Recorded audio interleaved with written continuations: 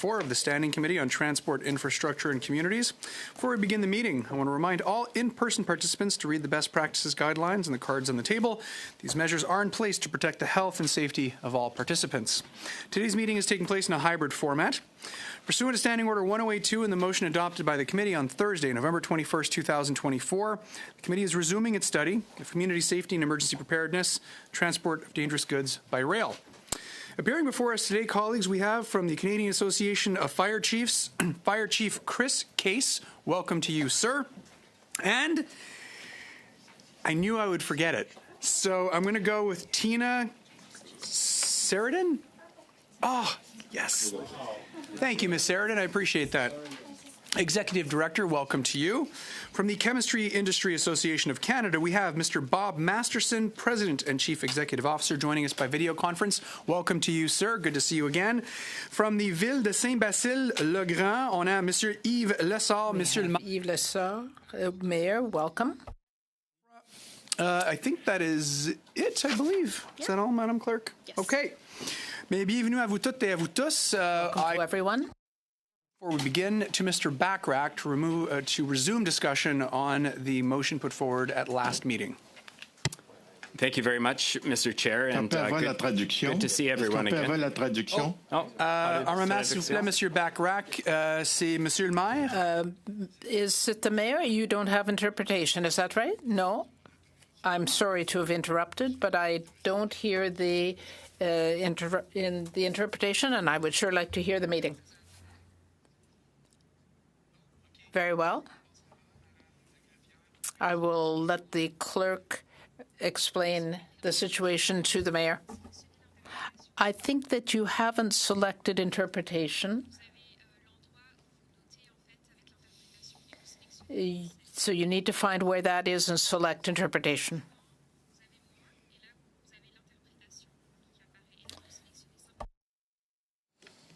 D'accord. Alors, ça devrait fonctionner, là. On va faire un test. So it should work. Here to see whether or not it's coming through in French, Mr. Mayor. If you can give me the thumbs up to let me know if it is indeed coming through in French. Oui, je vous entends maintenant. Parfait, mais merci beaucoup, Yes, Monsieur. I hear the interpretation now. Thank you. We will start again, and I will again give the floor to Mr. Bachrach. Thank you so much, Mr. Chair, and good to see everyone again this evening. At the end of our last meeting, we left off with a motion that I had put forward regarding the disclosure of some documents related to emergency response assistance plans and key route risk assessments.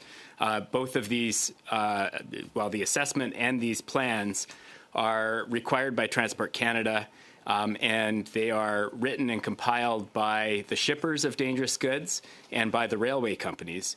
And the scope of this study that we've undertaken is whether communities have adequate capacity to protect their safety, and whether the emergency response plans that are in place and which are required by Transport Canada are up to the task of saving human lives and preventing the destruction of our communities in the case of rail disasters. I don't think that we can get very far in this study without seeing the contents of the existing response plans, without seeing the risk assessments, without better understanding what those risks are, and without understanding the level of detail and the scrutiny that that Transport Canada requires of these companies that operate in this space.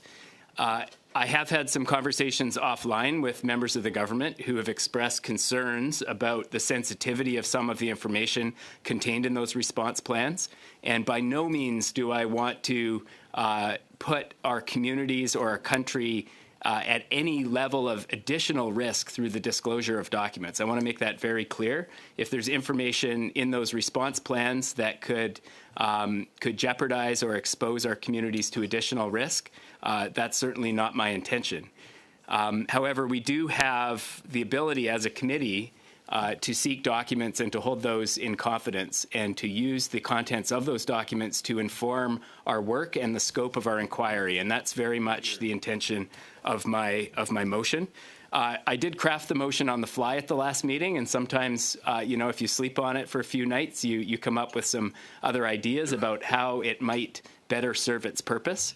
So I'd like to offer, and I know I can't amend my own motion, but I'd like to offer a revised version that perhaps addresses some of the concerns that we've heard from the government. So the new motion text that I would certainly be comfortable with would read that Transport Canada provide to the committee by January 15th, 2025, the unredacted emergency response assistance plans and key route risk assessments applicable to the following rail routes: Prince George, Prince Rupert, Fraser Canyon, Montreal-Sorel, Toronto-Windsor.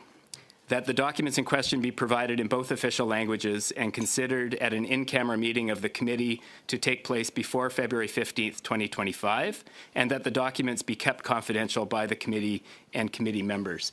It's been expressed to me by some of my colleagues that I don't know what's in these plans and that what's in them isn't actually what I want to see in the first place, and that I should just keep my nose out of it. That may very well be the case. I think the best way to find out is by seeing the documents. Maybe these documents aren't relevant to our line of inquiry, but they remain some of the key plans that protect our communities.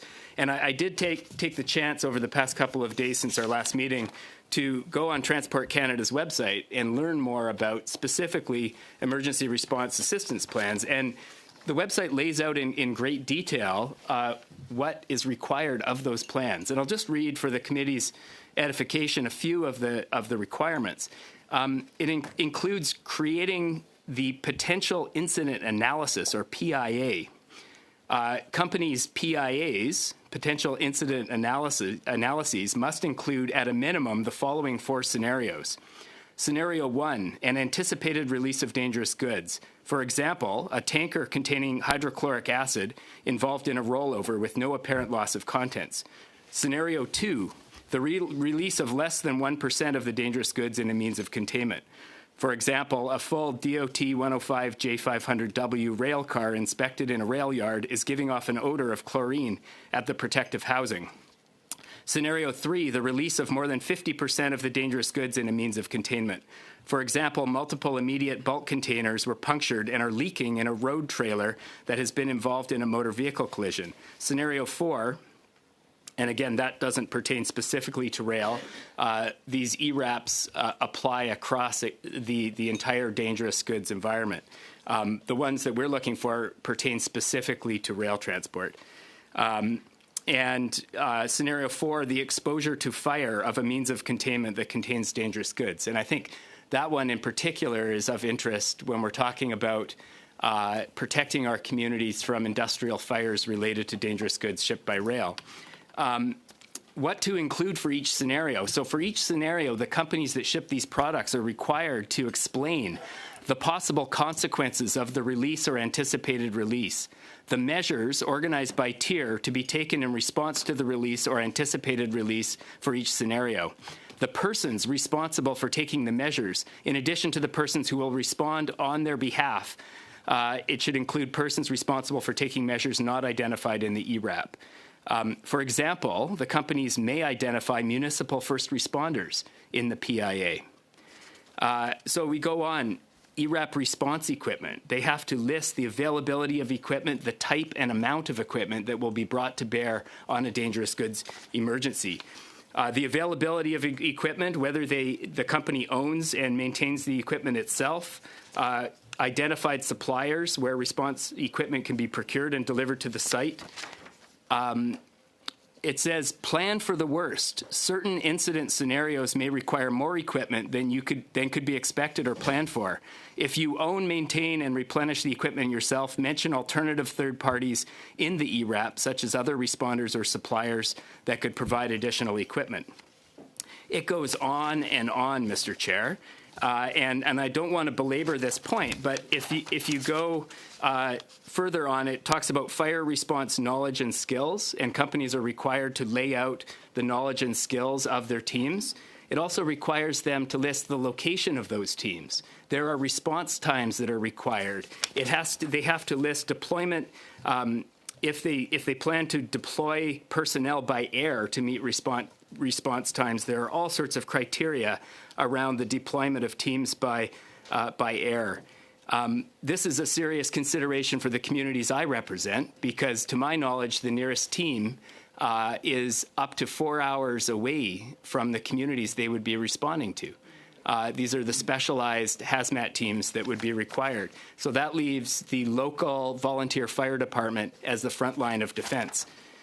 When it comes to municipal fire departments and other first responders, there's a whole section of these ERAPs that talks about third-party responders. And the companies are required to list which responders they have agreements with and what capacity those responders have. So this is a comprehensive emergency response plan.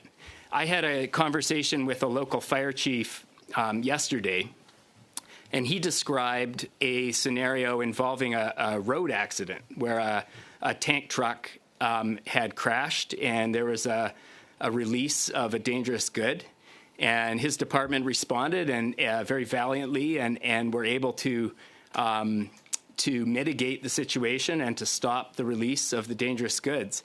The emergency response assistance plan, you end up in a situation where you have the transportation company and you have the shipper of the dangerous goods. And they end up, in some cases, fighting over liability for the situation. It took 2 days before the responsible party was able to visit the scene and carry out their obligations. So these are the things that we need to find out as a committee, whether these emergency response assistance plans are adequate, whether they're sufficient to protect our communities, whether the resources that are included in these plans are close enough to get there quickly. We heard testimony, I think fairly alarming testimony at our last meeting from Transport Canada about some of these high consequence scenarios. And they read into the record the very short amount of time that first responders have to evacuate people in the case of a serious hazmat event in a rail yard. 9 minutes, an evacuation radius of 1.7 kilometers. When we're talking about specialized teams that are up to 4 hours away by road and having to get there in inclement winter weather, I think there are some very serious questions that people in our communities should be asking about whether these plans are sufficient. It may be that when we see the plans, they're much more detailed and much more effective than we think they are, than I think they are, in which case I would find that very comforting. But I think the only way to know that is to see the plans. We want to protect any sensitive information that might be in the plans, and that's why the amended version of the motion, I believe, achieves that by bringing it to an in-camera meeting of the committee and holding it in confidence. If we look at this information and decide that it is in the public interest for it to be released publicly, we can choose to do that either in whole or in part. But our responsibility as a committee, on behalf of Canadians, on behalf of these communities that we represent, is to ensure that we get to the bottom of this question about whether the government is carrying out its fundamental responsibility to keep them safe and to regulate a sector that is carrying dangerous goods through the heart of our towns and our villages. So I'll leave it at that, Mr. Chair. I hope my colleagues will agree to dispense of this in short order so that we can hear from our excellent witnesses that are here today. I certainly want to hear from them. I know I went on at some length. I see Mr. Badaway laughing. But this is really serious stuff. And I think we need to see the documents. Thank you. Thank you very much, Mr. Bachrach. I have Mr. Badaway on the list, followed by Mr. Rogers, followed by Mr. Viss. So, Mr. Badaway, the floor is yours, sir. Thank you, Mr. Chairman. I just thought it was comical, Taylor, because you wanted to dispense with this quickly, and you just... But I understand your passion on it, and I appreciate that. I do want to say a few things. There's no question that we support, in principle, the direction that Mr. Bachrach has taken here. I have concerns with respect to this information getting out to the public, and I think those concerns have to do with the sensitivity vis-a-vis the risk of some of the materials that are being carried, whether it be on a train or a ship. And with that, the availability of that information, adding to the possibility of things happening that we don't want to happen based on what those rail cars or those ships are carrying, especially in today's climate. At times, it can be something that can be a double-edged sword. And I think all of you recognize what I'm saying with respect to that. For the most part, when we look at our CERTs, and I say CERTs as an acronym, CERT, which is our Community Emergency Response Teams, and as a former mayor, I was well appreciative over process. And that process isn't up to the mayor to facilitate. It's up to the emergency response team, headed by, usually in smaller municipalities, the fire chief. In bigger municipalities, it could be someone more dedicated to that position alone. We do have a fire chief here today, and I'm looking forward to hearing his comments with respect to that in particular, as it relates to the how to the what, how you would respond to the what, which is any individual situation that may be arising in your jurisdiction. When we look at ERAP, the Emergency Response Assistance Plan, ERAP, I'm sure in all the particulars of ERAP, which is what the member's asking for, is already, I would assume, well known by fire chiefs across the nation, because that's in fact what they put in place when they're putting together their emergency preparedness plans, as well as the response to those plans when, of course, the mayor would declare a state of emergency within their jurisdiction. Once that happens, the chief then brings the team together. That would include all the emergency responders, whether it be fire, whether it be ambulance, whether it be police, and the list goes on with respect to those that look after infrastructure, those that look after every aspect of what otherwise an emergency would attach to. And of course, they put everything, the fire chief would then, or the emergency responder who would be leading that team, put into place the protocols that they would have contained within their emergency plan, which usually is in a big red book, or a blue book, or a white book, or black book, that they put in place based on what they've been taught, what they've been trained, and what they are then ready to put in place according to that declaration of an emergency. Going to the motion at hand, the concern that I have, and I'll put my Parliamentary Secretary of Transport hat on, the concern that I have is the time. We're talking about documents that can equal up to about 30,000 pages, and it's got to be translated as well. Frankly, that's not going to happen before January 15th. That's just the reality of it. But I, at the same time, want the member as well as this committee to, in fact, get the information that they want to look at, as well as it gives us time to post that, to then ask the people who really count.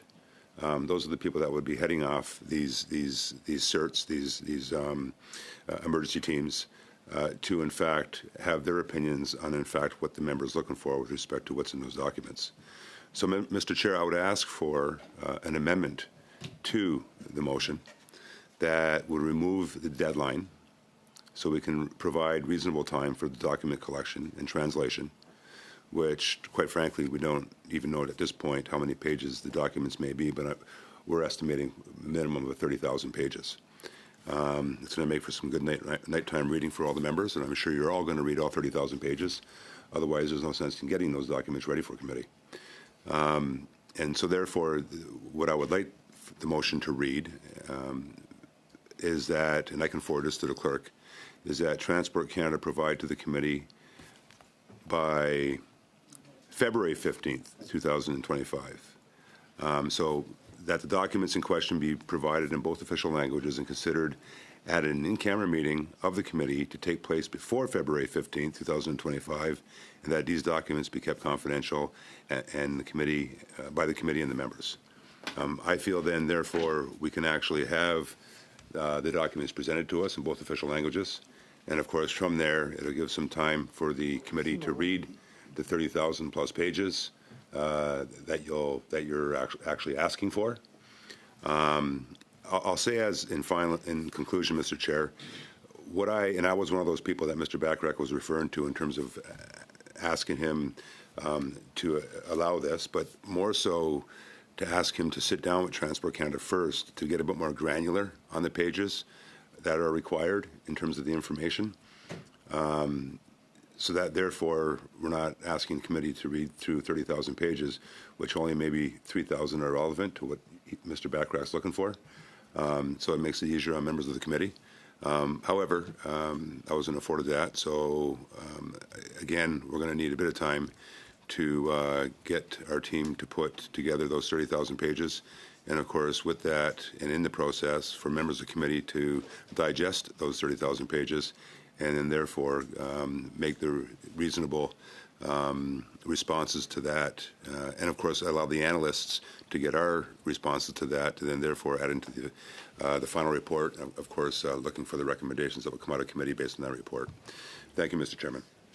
Thank you very much, Mr. Badaway. I'll go to Mr. Rogers now. Mr. Chair, just for clarification, when Mr. Backrack read the motion, I thought I heard him say on redacted copies, but I don't see it in the written form here.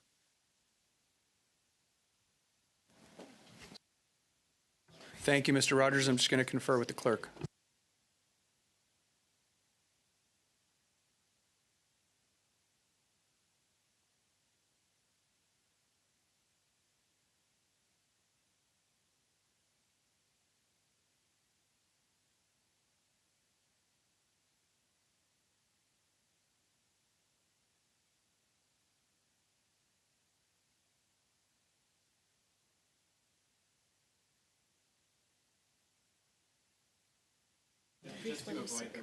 Okay, so the clerk has just confirmed it doesn't have to say unredacted. It's just assumed that it's unredacted. Okay. So we're okay with that. Thank you very much, Mr. Rogers. I'll now go to Mr. Viss.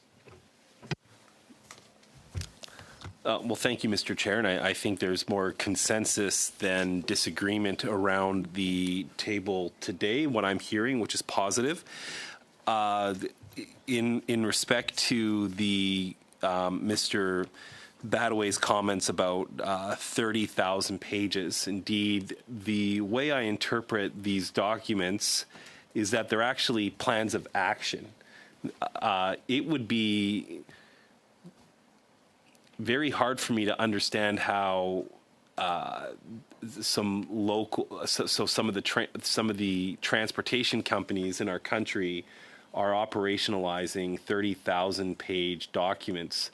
Mr. Badaway mentioned that perhaps there are certain portions of the plans that are more relevant to our line of questioning from the last meeting. I simply ask if he could provide those details to us now, because I'm assuming he's looked into this since our last meeting as the Parliamentary Secretary of Transportation, and that he referenced it. So I'd like further comments on that. So specifically, when we get the 30,000 pages of documents, we're going to know where to go to find those operationalization plans accordingly. Thank you, Mr. Chair. Thank you, Mr. Viss. I'm supposed to go to Mr. Barcelou-Duval, mais est-ce que je peux laisser Mr. Badaway répondre à la question? Parfait, merci beaucoup. Could I let Mr. Badaway answer the question? I'd be here for 3 days to go through every plan and every assessment, but I'll say this. Basically, I'll say that the brunt and the majority of the 30,000, by the way, Mr. Viss, minimum. It could be up to 90,000. Okay, but it's not so much the emergency plans, the assistance plans. It's more the key route risk assessments, and there's many of them. So you're going to have a lot of key route risk assessments to go through, which then drives toward the plans. So it's like anything else. So when the motion asks for the emergency response assistance plans and the key route risk assessments, it adds up. So, and it's more about the risk assessments that would be relevant to the number of pages that you're going to be receiving, and of course going to be reading through. Thank you very much, Mr. Badaway. Mr. Barcelou-Duval. Thank you, Mr. Chairman. And I want to thank my colleague, Mr. Backrack, for his motion. But I would just like to say at the outset that I think this is important because we are doing a committee study on transportation rail safety and the movement of dangerous goods. And, of course, our constituents expect us to do a serious job by getting these ERAPs we would be able to see what the government is doing, what are the rail companies doing, and how this really works. And it would help us be able to understand their work better, to understand what the risks are, which are generally on the sites that we are interested in. And for people in my riding, they would know that I had a chance to look at these emergency plans. And if I had that opportunity and I didn't take it, well, I think I have a responsibility as an MP to speak up. I am representing the interests of the people in my riding, like everyone else here is. So if this information is available theoretically to fire chiefs and to mayors, then I think it is needed for our work. For the specific amendment proposed by Mr. Badaway, I am quite willing to receive the documents here in the committee, and then maybe we could look more closely at what we are really looking for. But I think it is important for these documents to be provided to the committee, and it would be confidential, so there's no risk. Thank you. But Mr. Lawrence, I think you wanted to also add some thoughts. And then hopefully we can head to a vote. I don't think anyone around this table is being unreasonable. I understand the government's apprehension with respect to certain parts of it may be sensitive document, but at the end of the day, I trust my colleagues, and so I do, and I also believe that Parliament is supreme, even above government agencies, and so it's our job, it's in fact our duty, our obligation to provide that oversight. And so I think, like I said, I trust our colleagues that we'll keep this information confidential unless we otherwise agree. And so while I fully understand some of the government's challenges here, I believe that ultimately the oversight obligation of Parliament is supreme. Thank you very much, Mr. Lawrence. So, yes, Mr. Bachrach, I was going to go to a vote on Mr. Badaway's amendment. Okay, so I just want to clarify, was my original motion from last meeting on the floor when we began this meeting, or can I make a new motion? Do we consider that my new version of the motion has been duly moved? I'm happy to be the amender, Mr. Chair, if that eases things. I think the easiest thing is because we adjourned the last meeting, Okay. You have to reintroduce. You might be able, well, no, because you didn't distribute it in advance, but... Okay, so why don't you read out what you had sent out to everybody, and then... Well, what I would like to do perhaps is, perhaps you could ask for unanimous consent for me to withdraw my old motion, and then I will make the new motion, and then Mr. Badaway can, and I'll make the new motion trying to incorporate Mr. Badaway's amendment. I know, and timely. We're gonna get to these witnesses, Vance. Don't worry. Thank you. Okay. We don't need unanimous consent to take back what you had presented. Okay, I withdraw my former motion, and I would like to move the following, Mr. Chair. By all means. That Transport Canada provide to the committee the emergency response assistance plans and key route risk assessments applicable to the following rail routes: Prince George, Prince Rupert, Fraser Canyon, Montreal-Sorel, Toronto-Windsor, and that the documents in question be provided in both official languages and considered at an in-camera meeting of the committee to take place before February 15th, 2025, and that the documents be kept confidential by the committee and its members. Far be it from me, thank you, Mr. Bachrach, far be it from me to add fuel to the flame, if you will, but are we not interested in also receiving the information for Montreal-Toronto, which also represents literally probably the most... I thought you had that in the Montreal. Is Montreal-Sorel? Yes, it is. Yeah, so there is a gap. No, it should be Windsor-Montreal. It would be Windsor-Montreal, because Toronto goes west, Windsor, and then we have this gap between Toronto and Montreal. Yes, that's what I meant, Mr. Chair. Okay, thank you. So, is that in line with what you... Okay, but if we're going to go to that, then I'm going to throw in Hamilton Niagara as well. So I'll add 3 more nights of reading for everybody on the committee. Is that okay, Taylor? That's okay with me. Okay. Yeah. Taylor can work hard.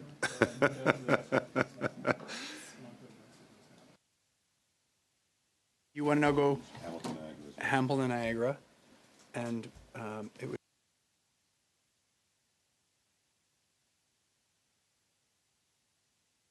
Niagara, Hamilton.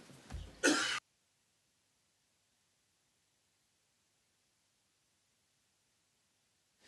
want to ask for unanimous consent? Do we have unanimous consent, colleagues? We do. Thank you. Thank you, colleagues. So, colleagues, now that we've dispensed with the motion of Mr. Bachrach, I do have some housekeeping here. I'd like to formally ask for support for the budget for tomorrow's meeting with COs. So moved. All those in favor? All those opposed? On division. On division. Thank you. So adopted, yes. Now we can get to the business at hand with our witnesses, and what we will do first is we will turn the floor over to you, Chief, for your opening remarks. You have 5 minutes, sir. Thank you, Mr. Chair. Good afternoon and thank you. My name is Chief Chris Case. I am the Fire Chief for Chatham-Kent, Ontario, and the co-chair of the Dangerous Goods Committee for the Canadian Association of Fire Chiefs, the national association representing the country's 3,200 fire departments. I'm joined by the CAFC's Executive Director, Dr. Tina Saradine. We appreciate the invitation to discuss the transportation of dangerous goods by rail. Last year, on the 10th anniversary of the tragedy at Lac Magnetique, the Association, in collaboration with Transport Canada, ran a summary of the status of the recommendations made after Canada's largest rail tragedy. We have provided the clerk with a copy of our article. I will highlight some of the actions taken, and then I'll discuss some of the remaining vulnerabilities and our recommendations for a national fire administration and the renewal of emergency preparedness equipment. Before I begin, however, CAFC would like to express continued solidarity with the people of Lac Magnetique, the deceased, the 1,000 firefighters that came to assist, and every community that has ever experienced a tragedy of such proportions. They are not forgotten, and they aspire us to do better.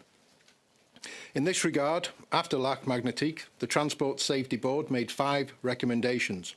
As of 2023, 3 have been met, and 2 remain in progress relating to regulatory oversight and safety management. The government banned one-person crews on trains hauling hazardous cargo and set new standards to make tank cars carrying flammable liquids sturdier. It established stricter accident liability rules, imposed lower speed limits in rural and urban areas, and gave Transport Canada stronger enforcement powers. CAFC was itself involved in developing the Canadian Emergency Response Flammable Liquids Incident in Transportation Training Programme, which is freely available. Rail companies have developed products like AskRail, which are important to first responders.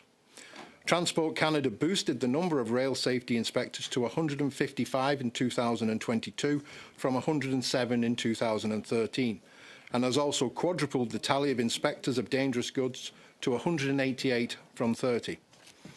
It introduced Directive 36 to ensure that the authorities having jurisdiction have access to information about dangerous goods passing through their communities. Canutech does also important work, and we commend them.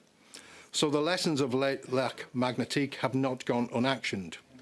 However, it's one thing to assess the issues of the past, it's another to be proactive for the future. As the TSB correctly concluded, the tragedy at Lac Magnetique is not a result of one person, one issue, one organisation, but their confluence. Today we face the confluence of many new challenges. Last week, close to 50 of my fire chief colleagues were here in Ottawa. They didn't come to talk about rail safety necessarily, but they could have. They talked about fire and life safety issues in building codes, explosives, wildfires and climate change, electric vehicles and rapid housing construction, as examples of why Canada needs a national fire administration. Not only are each of these issues rife with risk, but their convergence could be a disaster of tragic proportions in the blind spot of policymakers. Transportation of dangerous goods by rail is no exception. Can another rail tragedy involving dangerous goods happen today, and how can we prevent it? We need both national coordination and local capacity building. Consider that in my region of Chatham-Kent, the nearest hazmat team is 90 minutes away in Windsor. Emergency response plans may be in place, but I'm yet to see one. In other cities and towns, up to 56% of them, equipment needs to be updated. This is why we are asking the federal government to re-stimulate an investment in fire and emergency equipment through a cost-match programme with other levels of government. It's not the federal government's job to buy our equipment, but it is its job to keep Canada thriving and prepared. At the national level, new risks need to be coordinated to avert the disasters of tomorrow. They can't be studied in silos by committee or by department. They can't be solely in Ottawa or in isolation. They need an holistic, national and systematic approach and oversight to fire and life safety issues in coordination with fire service experts. This is what a National Fire Administration could provide you. This is what other countries do. It's what's needed here, and it's not about jurisdiction or money. It's about linking subject matter expertise with policy coordination proactively and not in retrospect. This is our most important recommendation to you. Thank you for considering, thank you for your time, and thank you for your attention. We look forward to your questions. Thank you very much, Chief Case. We'll now go to Mr. Masterson, joining us by video conference. Mr. Masterson, the floor is yours. You have 5 minutes, sir. Thank you, Chair. It's a pleasure to be with the committee today on behalf of CIAC. Our chemistry and plastics industry is your third largest manufacturing sector in Canada and the second largest rail shipper. About 80% of all that we make in Canada is shipped by rail, and we take our responsibilities for the safe production, safe handling, and safe transportation of our products very seriously. What I want to share with you is we don't just meet regulatory requirements, we go well beyond those. And we can talk about some of our responses to some of the questions that you had earlier as you see fit. So 40 years ago this month, in fact, and in response to the Mississauga train derailment and other incidents, our association founded Responsible Care to improve our safety performance, but most importantly, to improve trust with the communities we operate in and the communities that we move our products through. And today, participation in Responsible Care is a condition of membership in our association. There are many commitments to transportation safety in Responsible Care, and those are audited within our member companies every 3 years, and that includes transportation emergency management. Let me just share two aspects of Responsible Care that relate most closely to the transportation of dangerous goods. First, very clearly, we are committed to the public right to know and understand the risks and the benefits of the products that travel through their communities, whether by rail, road, ship, or pipeline. And in partnership with the Railway Association of Canada, we operate TransCare, the Transportation Community Awareness Emergency Response Initiative. And TransCare members, they work with municipal officials, the emergency responders, whether staff or volunteers, and residents along the transportation routes. And we work to assist them in developing and evaluating their own community emergency response plans. A highlight, a drawing card, if you will, of these outreach sessions and education sessions we try to do is our safety train. And this is a converted rail car. It's a classroom on wheels, and it travels across Canada from spring through fall to a wide number of communities to acts of focal point to bring the shippers, the railways, the emergency response contractors, the first responders, elected officials together to build relationships and talk about these goods and how to manage them safely. So it does provide hands-on training to first responders and community, raises awareness of the products going through and the risks, and it supports the first responders in being prepared to respond to emergencies involving our members' goods. Most importantly, though, and we hear this all the time, the main benefit of TransCare is building trust and relationships between the first responders in the communities and the industry, whether the shippers, the railways, or the emergency contractors, so that when those people do arrive on site, everybody knows what everybody's job is. They're trusted. They know the information they're being provided is appropriate and accurate. Thank you. In recent years, just discussed by the chief, a lot of attention has been focused on the movement of dangerous goods. There's been a lot of changes to the regulatory environment, and we've been very pleased to see many other organizations join ourselves in the Railway Association of Canada in these TransCare outreach efforts and commit themselves to engagement and training with first responders. That includes groups like the Emergency Response Assistance Canada, ERAC, the Association of Fire Chiefs, Canadian Emergency Response Contractors Alliance, Canadian Fuels Association, and Responsible Distribution Canada, and others. Second, our members are also obligated to ensure, and this comes up a bit in the questions you were asking, to ensure that they use only certified professionals with adequately trained personnel that have the equipment and the training to handle the specific commodities that our members are shipping. One emergency response personnel is not the same as another. What is their training? How well equipped are they? Do they have the right equipment to respond to the emergencies involving our members' products? And this is done through another initiative called the Transportation Emergency Assistance Program, or TEAP. It's actually TEAP version 3 is what we're at now. We refer to it as TEAP 3. And through our TEAP and our partners, we've established and we do maintain a national emergency response network that's capable of safely and efficiently mitigating the impacts of a chemical transportation incident anywhere in the country. There are standards that must be met and regularly reconfirmed. So these are registered emergency response contractors, a registration process to ensure that those people, again, are adequately and appropriately trained to respond to these emergencies. And we do work with many others, including the Railway Association, the 2 Class 1 railways, and others on that process. I'm very proud of the work we do on transportation safety. Our members experience far fewer and far less severe incidents than in the past. But nevertheless, transportation safety, including that of especially of dangerous goods, requires constant vigilance and a constant commitment to continual improvement. So we definitely commend this committee and its attention to this activity. Probably there's nowhere in public policy in Canada that we have seen more change and more reform than in transportation dangerous goods over the last 10 to 12 years. And that's okay. That's appropriate.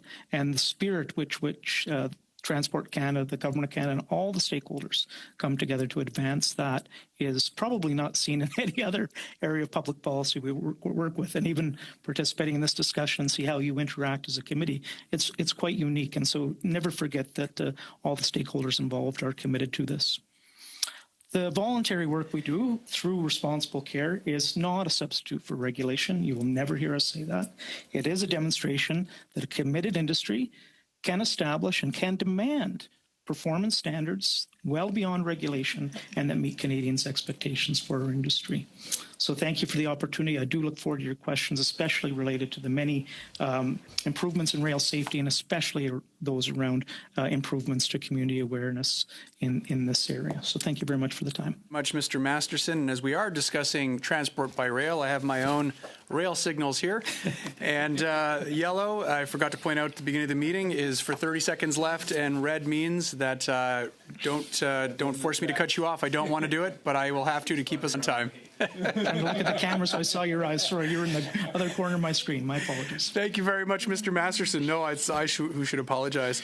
Présentement, on va passer la parole à Monsieur. I'll give the floor to Mayor Lessard. You have the floor for 5 minutes. Thank you, Mr. Chairman. I first want to thank the members and congratulate them. That is the members of the Transportation Infrastructure Committee for doing this study.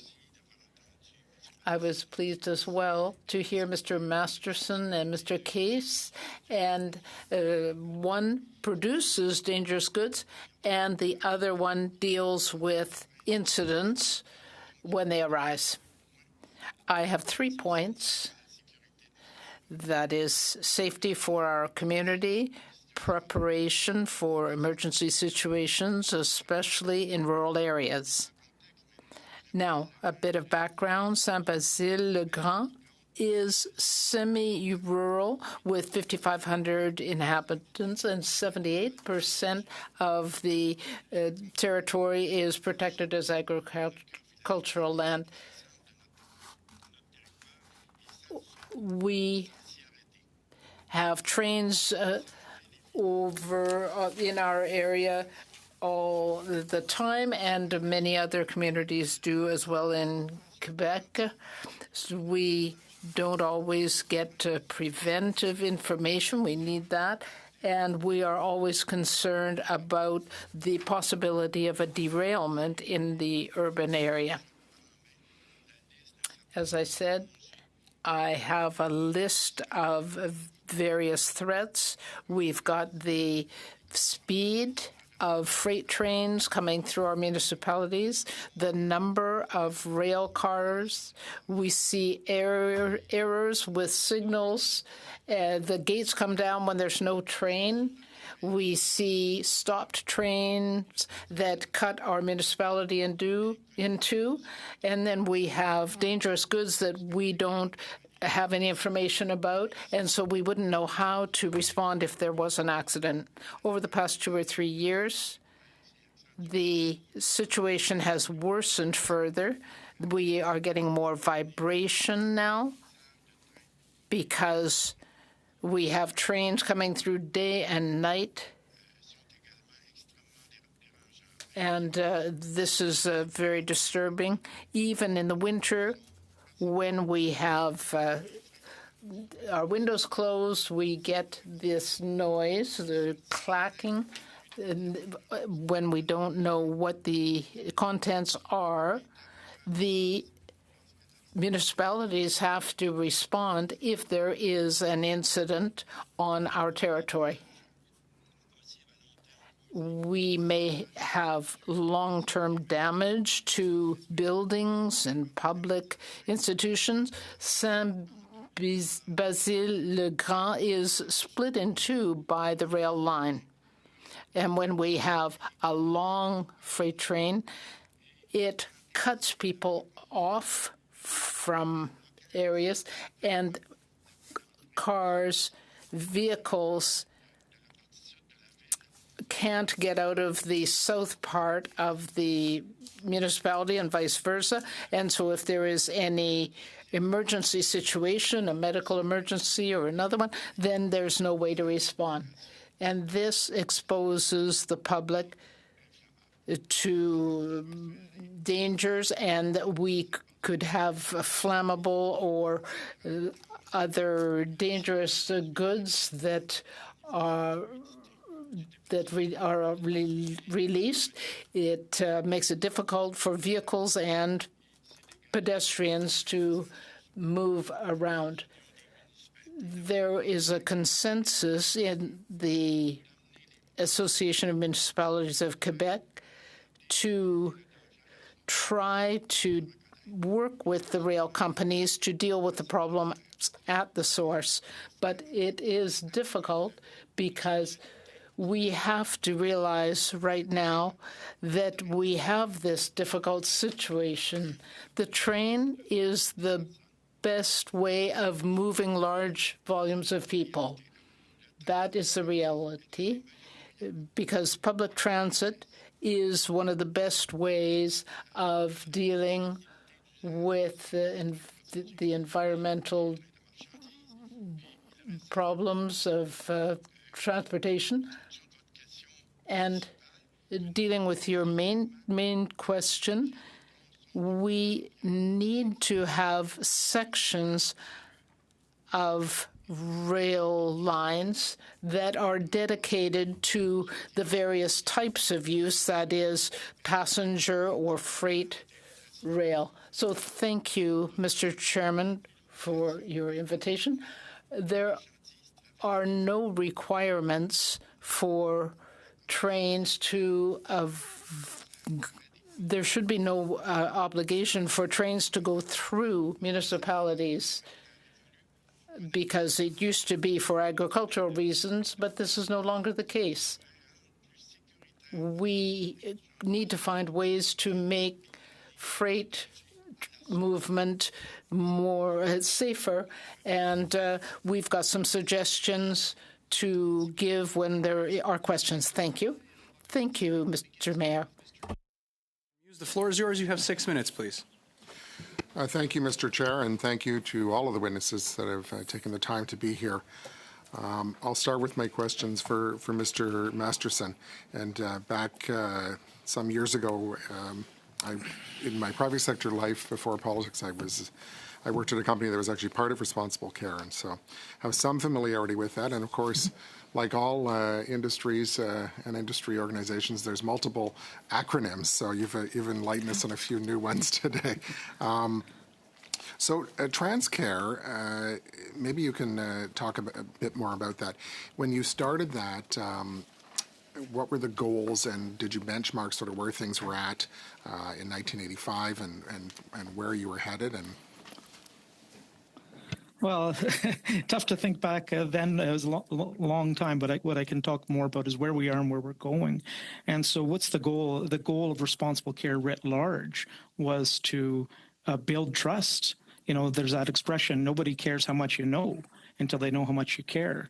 And we want to be able to demonstrate to the communities we operate in, the communities we move our products through, that we do care and that we know what the right thing to do is, that we want input on that, and that we can do it. And again, that includes with transportation.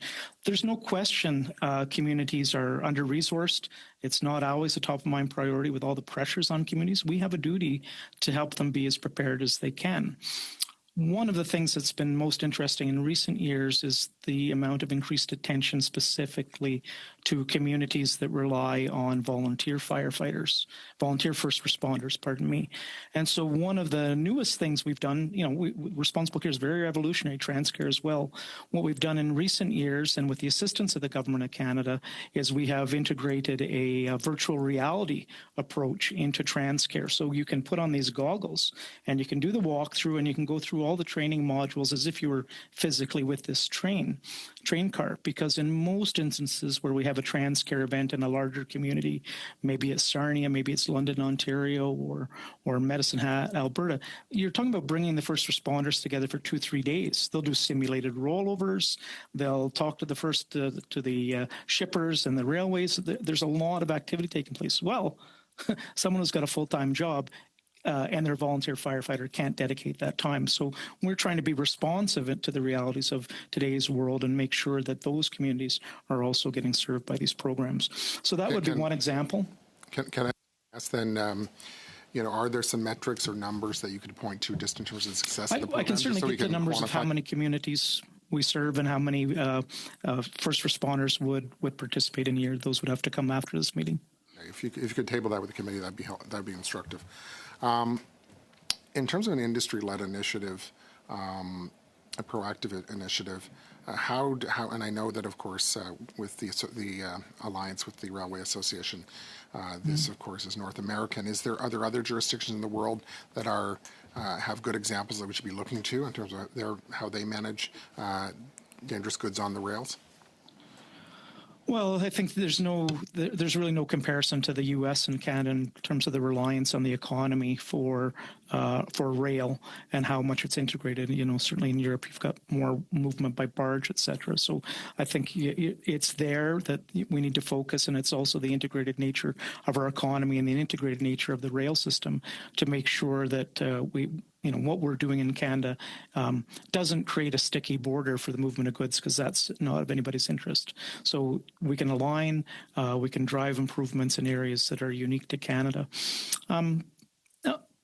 Nothing particular comes to mind, but I would say, again, Canada is a leader, right? The range of reforms the fire chief talked about after Lac-Mégantic, the commitment by governments, all governments, and by all stakeholders in the transportation value chain to prevent that from ever happening again is very serious.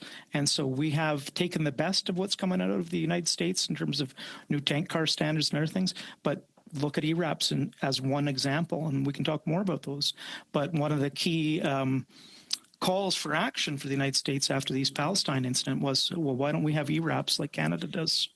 So there's some good things up here. The work is, and what's next? It's not, we don't have anything, it's not functioning, it's not good. It's like, where are we, and where's the best place we can make more improvements with best efforts going forward? Thank you. That's helpful. And I want to, just in the remaining time, and I'll probably have to pick it up in the next round, ask a question of Chief Case. You talked about the National Fire Administration, and maybe, is that sort of like FEMA? Is that sort of what you're envisioning, or how is the comparison?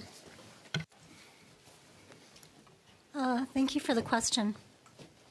So FEMA is a much larger infrastructure. What the fire chiefs are proposing is something that's turnkey, that's accessible, and that can be done rapidly. So it's about linking and coordinating fire service expertise with federal policy priorities. So, for example, if we're introducing rapid new housing, we're doing so without having fire and life safety issues in a blind spot. So the fire administration in the United States is the nucleus. It's inside of FEMA. And what we're saying here is that we need a similar coordination body. Thank you very much, Mr. Muse. Next, we'll go to Mr. Iachino. Mr. Iachino, the floor is yours. You have 6 minutes. Vous avez 6 minutes, s'il vous plaît.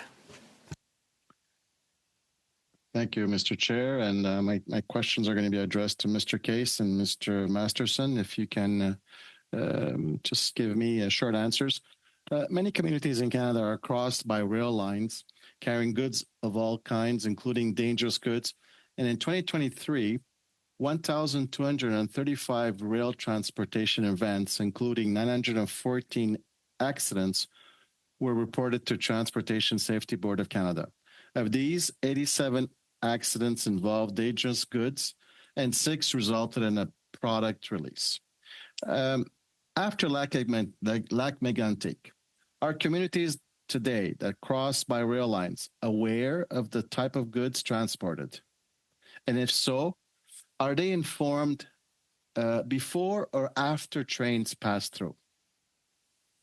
Yeah, maybe I can start, or the chief. I defer to the chief. One or the other. Go ahead. Okay, well, let me start. The first is yes. And so one of the key measures after Lac Mégantic was so-called Protective Directive 36. And so the railways must provide the registered municipalities with information on the dangerous goods that go through those communities, and they must do that twice annually.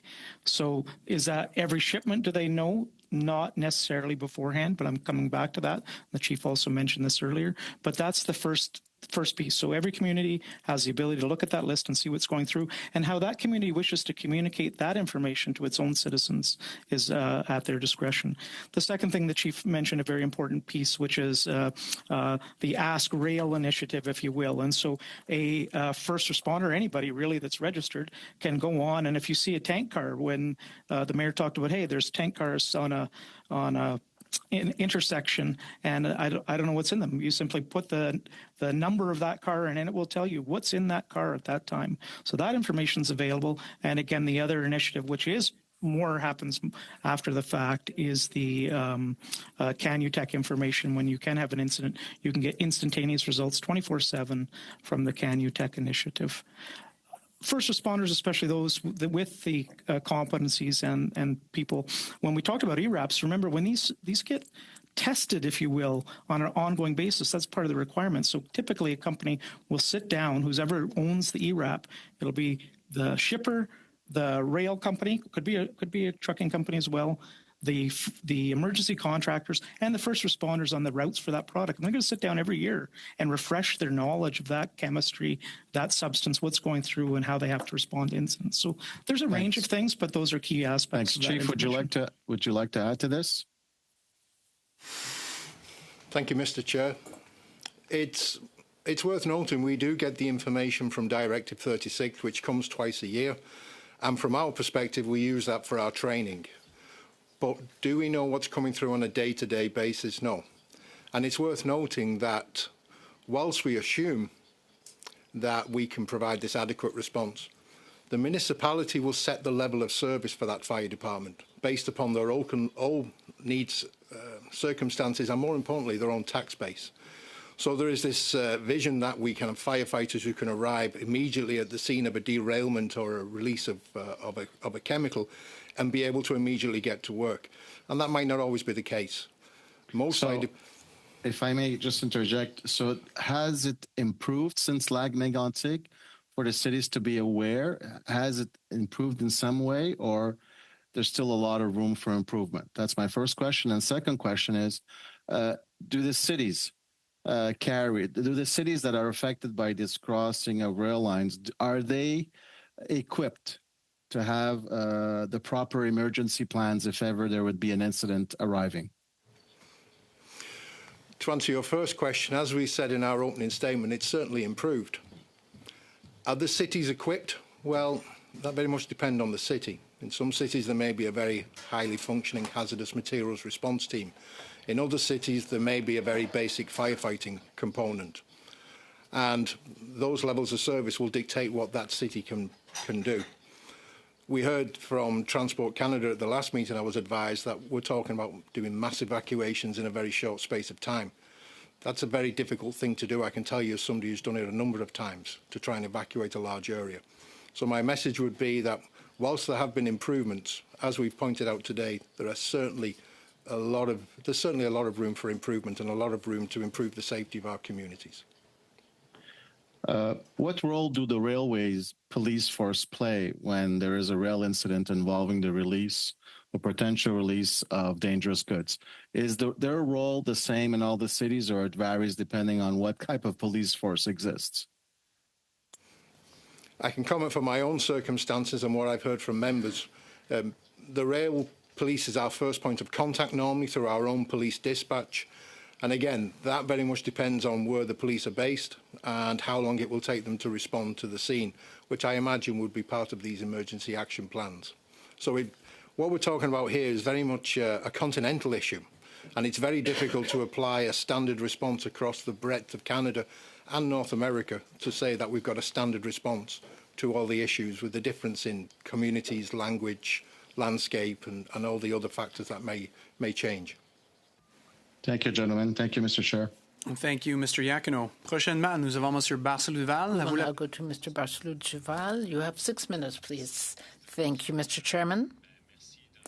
And first of all, thank you to all the witnesses for being here with us today. I will begin with the Mayor of Saint-Basile, Mr. Lessard. My first question for you, and this hasn't been raised right up to now, but that is that the rail companies inform the municipalities once or twice a year the list of dangerous goods that move through their municipalities, and that the municipalities can inform the public of the 10 main dangerous goods types. Is that sufficient for you? No. That approach might reassure some people who might feel it is adequate, but it is not, because it really has no value. We can have the whole list of dangerous goods that move through our municipality by rail, but when there is an incident or an accident, such as a derailment, then we need to know what the goods are that are involved. If we have that other list, we still don't know what is in the specific cars that have derailed. And it's really when there is a release of dangerous goods that we need to have that, because we can't be always ready for every type of incident. We need to know how to deal with them. So, in other words, that type of list doesn't really resolve the problem. It may provide some comfort to those that feel that there's no real danger if we know what the list of products is. But in fact, it is even more worrying and operationally doesn't help. Thank you, Mayor. I have another question for you. Mr. Case, I believe, Fire Chief Case, mentioned earlier that preparation can depend and vary from one municipality to another, depending on their state of readiness and depending on the type of goods. A municipality doesn't have the resources to deal with the incident. And so there's a sort of transfer of risk in those situations. Do you feel that it is reasonable that the municipalities have to assume all the risk? No, especially because this is an economic activity that is initiated by the producers and by the rail companies. We are the ones that have to clean up the mess if there is an incident or an accident.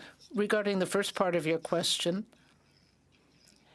this degree of readiness does vary a great deal from one place to another, but even if you have the resources, it's kind of a Russian roulette system. You can be very well prepared for one thing. And for example, we had a PCB spill a few years ago, and we didn't know what to do. We used foam, and it wasn't the right approach. So even if you have a lot of financial resources,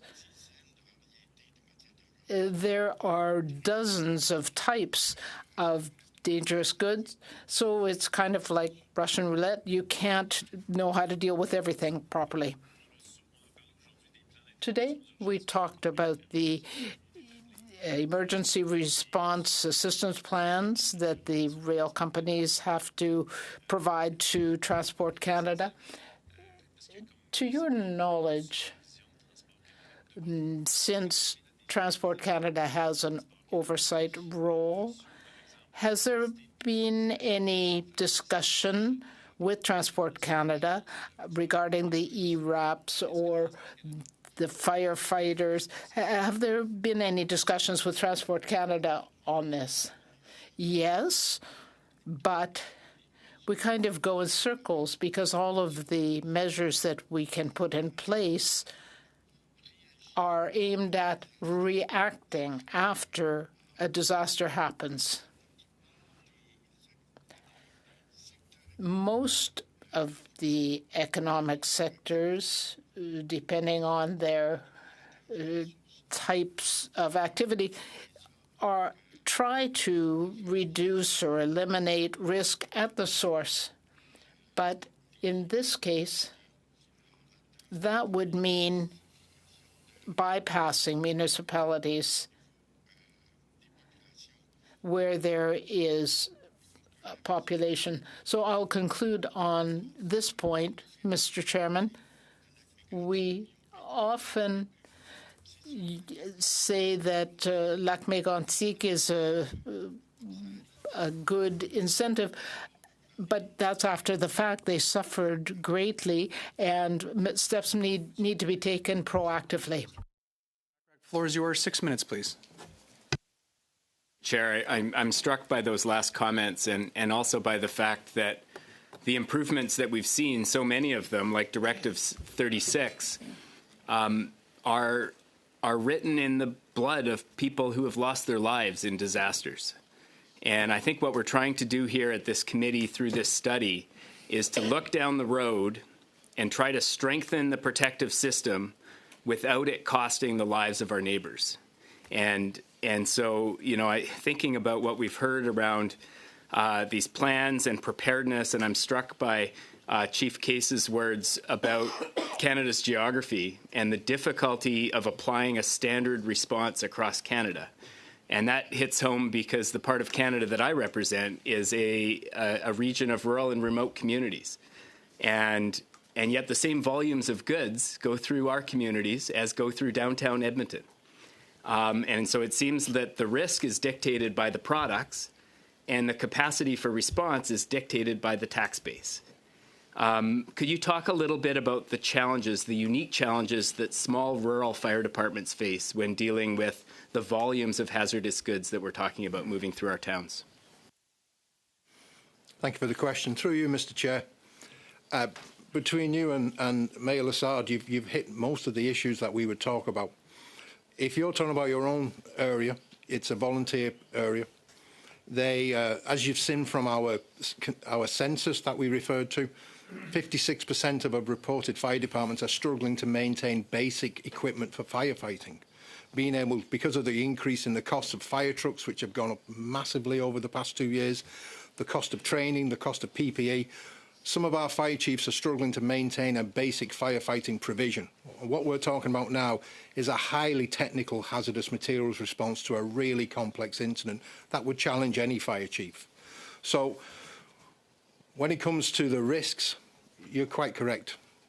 We've talked a lot about the preparation and about the strengthening of rail cards and to try and prevent the incident from happening, but we're also now talking about when the unknown happens. And our business is the unforeseeable.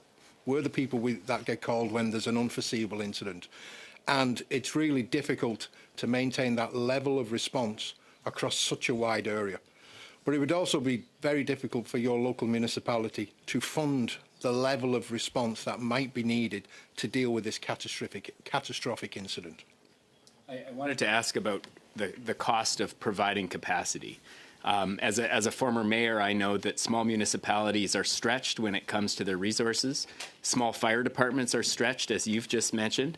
And yet the companies shipping goods through our communities, many of them have, millions, if not billions of dollars in revenue. And the costs don't seem equitably distributed. Should the costs of responding to major industrial spills and fires along the rail line be borne by municipal property taxpayers? Is it fair? Through you, Mr. Chair. If we had a chemical factory built in your area, the E2 regulations and the rest of the federal regulations would demand that that plant not only is safe to operate, but has mitigation plans should there be a leak within that plant. It's not fair because you've now got that risk that travels at speed through different areas. And I'll also concede to Mr. Matheson, it's incredibly difficult to have a response that can follow that risk. But you are quite correct. In a lot of the areas where these trucks are going through, the first responders will not be equipped. They won't be trained. And it's very difficult. We're seeing recruitment of volunteer firefighters become harder and harder because of the changes in people's lives and the way that they work. We're also seeing that in some provinces, there's you have to be licensed as a firefighter the same way that a full-time firefighter is. So the costs are not going down, and the level of technical response that's needed for an incident like this would be extreme. So, given all of that, how do we protect residents in small communities? I'm thinking about my community of Smithers. It's named after the chairman of the railroad. It's a railroad town. There are hundreds of people who live right along the rail line, who live and work in close proximity to those trains that are coming through. Given the challenges around capacity, how do we protect their lives? Through you, Mr. Chair. Overall, there's got to be prevention rather than response. So the work that is taking place to improve safety, that has got to be the way to deal with this. But there has to be an acknowledgement that not only a risk to life, but also a risk to the community and also a risk to the environment. There has to be investment that at least that stopgap that's put in place until the industry experts show up can be effective. So I realise I'm not answering your question because it's a very difficult one to answer. But some of the most difficult scenarios to talk about are these worst-case scenarios that are extremely high consequence. And so if we're talking about multiple rail cars on fire in the heart of a community, which we've seen, at risk of BLEVE, these boiling liquid evaporating vapor explosions, is it reasonable to expect there to be a response that prevents the loss of human life? As a resident, I would sure hope that it is. But when you look at the hard facts, when you look at the time required to evacuate, you look at the number of people that would need to be evacuated, you look at the capacity of the community, it really stretches the imagination to understand how a small fire department would get people out of the way. I'll let you respond, Chief Case. Thank you, Mr. Chair. With the hazardous materials incident, the incident commander has got two very definite options. Move the people away from the bad stuff or move the bad stuff away from the people. So at the very least, there's got to be a response where you can do a meaningful evacuation. That is training and awareness and community education so that people are aware that this stuff is coming through the municipality. And the evacuation plan. You basically, and again, I'm speaking from a professional perspective, you're seeking an element of self-evacuation to effectively get people away from this. Whether a crew can arrive and immediately mitigate a BLEVE or something like that, that is nearly impossible at times. You really do have to put as much water on it as you can and get everybody away for up to 24 hours. Thank you very much, Chief Case, and thank you, Mr. Bachrach. Next, we'll go back to Mr. Muse. The floor is yours. You have 5 minutes, sir.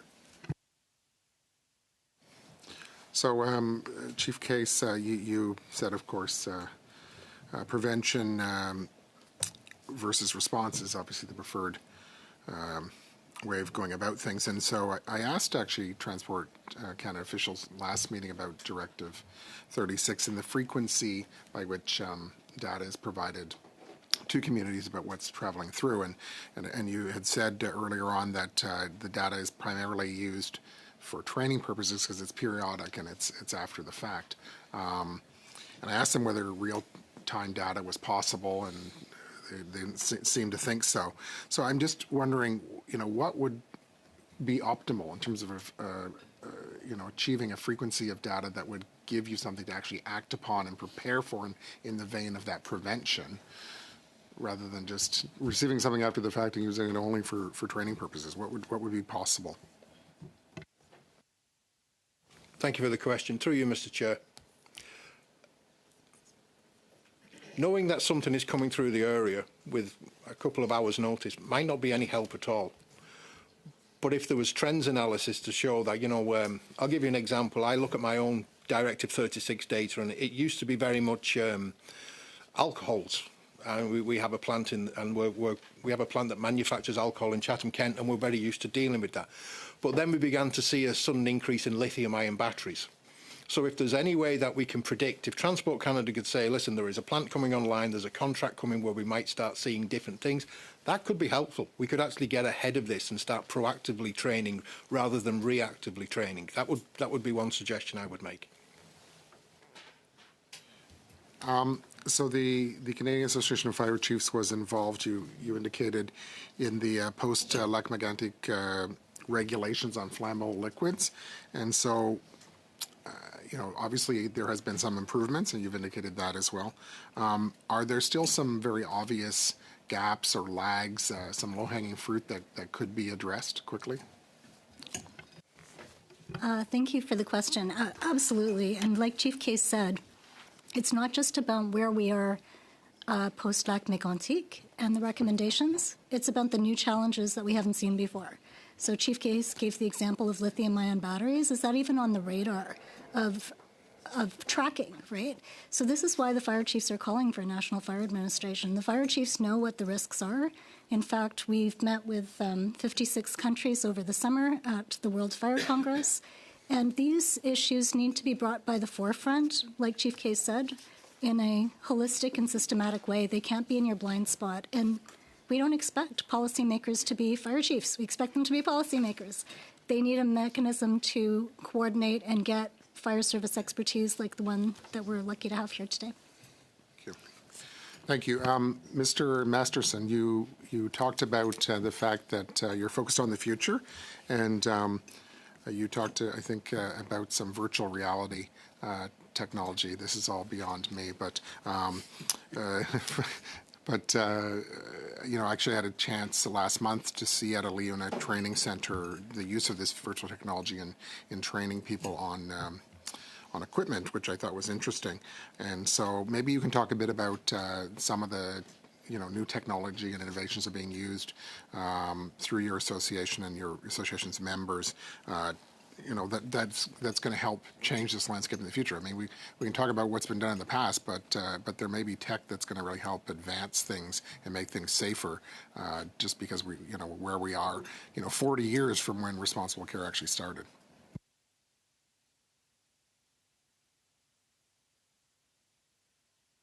Your sound is not working. Sorry, Mr. Masson. I'll let you start your response again, sir. Thank you. I would certainly encourage this committee to speak directly to the railways. There have been a number of comments here that are simply factually not true, and they are the real driving force for rail safety. And you look at the equipment and the spend that CN and CPKC have put towards improved rail safety. They're best to talk about that. What I would say is the job of either preparing for, preventing, and responding to an emergency is not borne solely by the municipalities. Industry, from the shippers right through the railway providers and the emergency contractors, do shoulder a lot of those costs. So those smaller communities, when you do talk to the railways, ask them about how they pre-position emergency response equipment so that it is available in those instances where it takes more time to get there. There's a lot of work. It's good work. We're all in this together, and it's not a case of industry, railways especially, trying to dodge their responsibilities. I think Canada's two Class 1 railways are incredible leaders in rail safety. Thank you. There's always more to do, but they will work with you to get there. Please do speak to them directly. Thank you very much, Mr. Masterson. Next, we'll go to Mr. Badaway. Mr. Badaway, the floor is yours. 5 minutes, sir. Thank you, Mr. Chairman. I want to drill down a bit more on the overall planning and protocols that, Chief, you're a part of. And quite frankly, when you see the panel here today, for the most part, these are people that would otherwise sit around the table when you have those situations. Prevention is first and foremost, and with that, disaster mitigation, something that this government has invested in through the past 3 or 4 years, both from the operational as well as the capital side, are extremely important. The CERTs, the Community Emergency Response Teams that you put in place, from the operational side, evaluating the risks within the municipality, which I'll get back to in a second. And with that, recognizing, as was just mentioned, the sectors that are well-equipped, rail, industry, et cetera, from having the capital side of it in terms of equipment in place or overall planning with the CERTs that are part of the community. As well, the capital.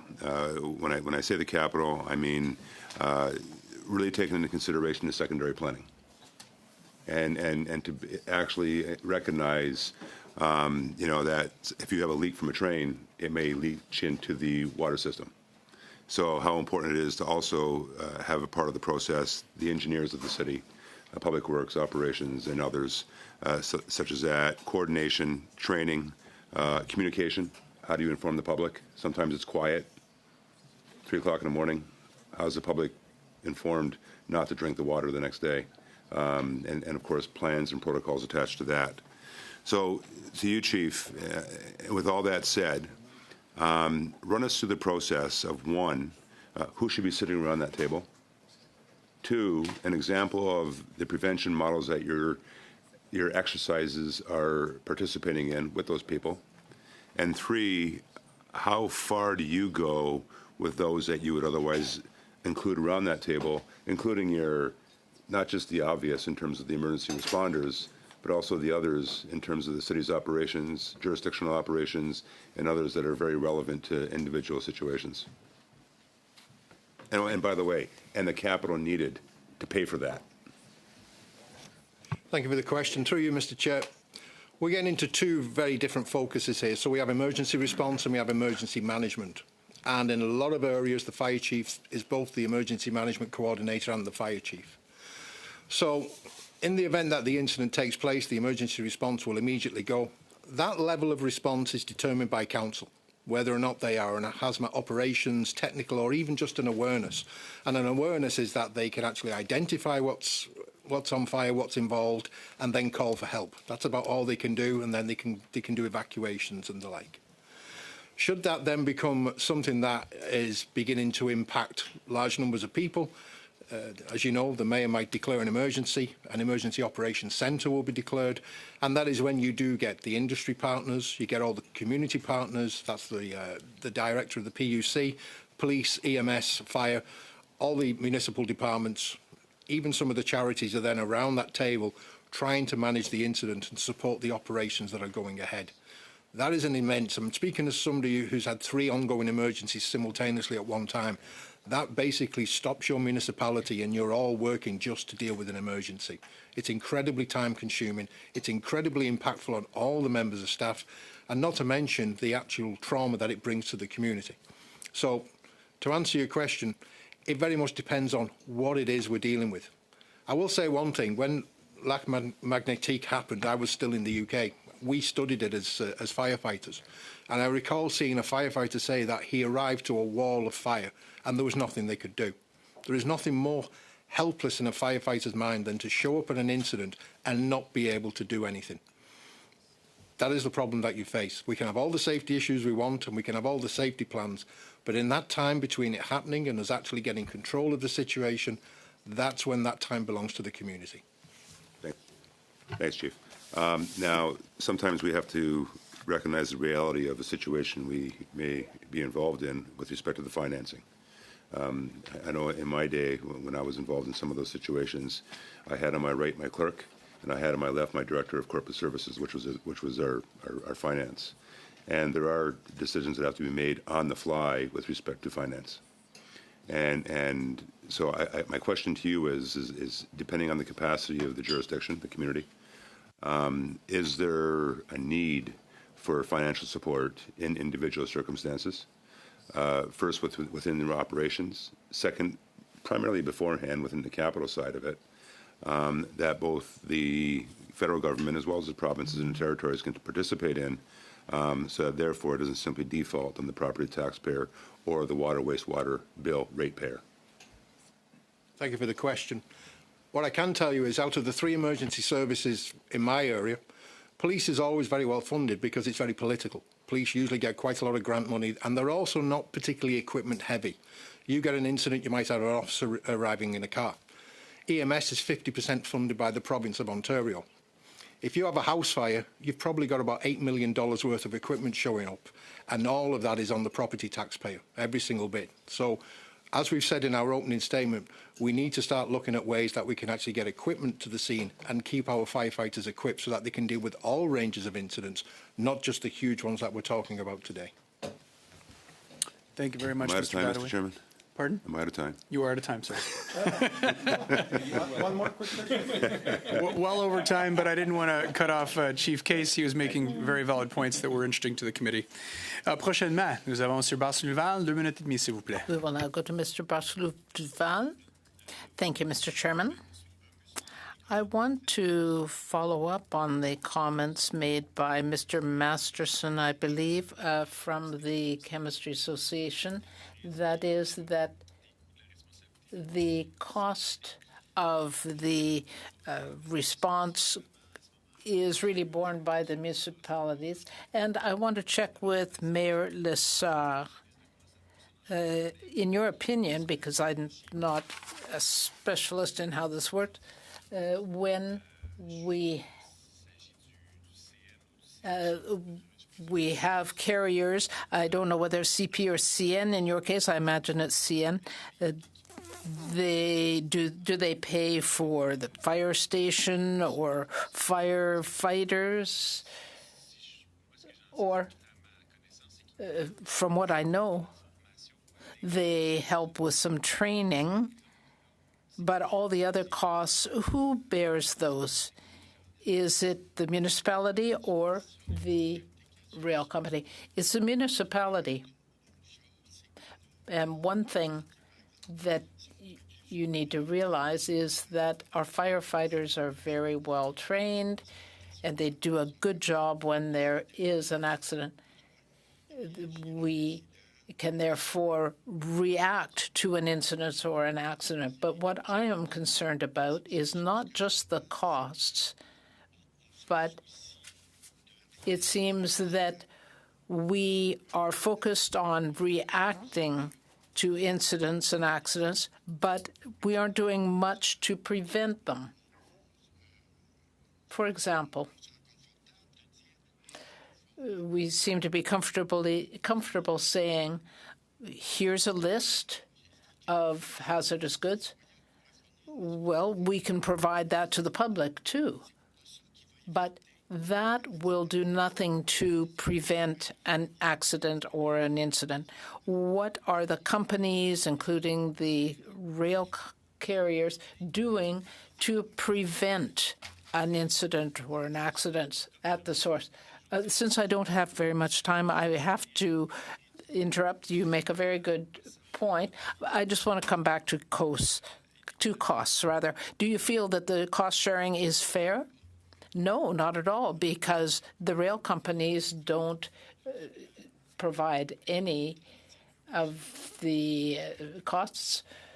The municipalities have to do that, and the rail companies and the producers of the hazardous goods that come through our municipality don't play any part in dealing with situations or paying for the firefighters. Thank you. Thank you, Mr. Chair. Chief Case, you described situations in which it's just not going to be possible for local fire departments to attack a fire, to get in there and respond directly, and that there's a need to get people out. There's a need for people to self-evacuate. It would seem to me that this is made harder by the emergency response distance that's recommended, 450 meters. Now, I talked to a local fire chief who spoke of the challenge that presents for firefighters, because the people in that radius are their neighbors.